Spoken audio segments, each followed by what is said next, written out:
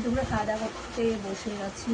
আর আজকে দুপুরের মেনুতে আছে যে এখানে গরম গরম ভাত, আর এখানে আছে যে কি এটা সয়াবিন আলুর তরকারি। এটা আমার ছেলের পছন্দের, ওর বাবার খাওয়া হয়ে গেছে। আর বাকি রয়েছে আমি আর আমার ছেলে। এটা আমার ভাত আর এটা হলো মামানের ভাত। আর এই যে ভাত খেতে বসে চাইলে দেখ কী হচ্ছে দিকে বৃষ্টি হচ্ছে, দেখ ঝমঝম করে বৃষ্টি হচ্ছে।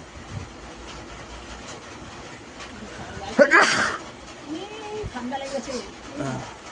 আর দুদিন ধরে যা গরম পড়েছে না, বৃষ্টিটা হতে একটু মানে স্বস্তি হয়েছে।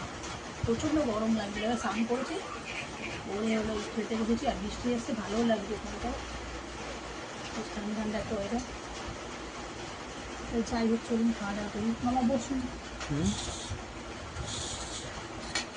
আগে দিয়ে দিই।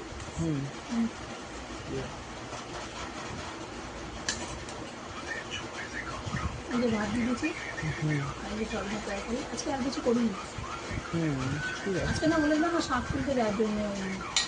কোথায় যাবে বৃষ্টিতে শাক তুলতে? এটাই ভাত। সয়াবিন তরকারি নাকি খুব ভালো হয়েছে, বাবা বলছি। অনেকদিন পরে খেলে কোনো খাবার ভালোই লাগে, তাই না? আর একঘেয়ে হয়ে গেলে ভালো লাগে না।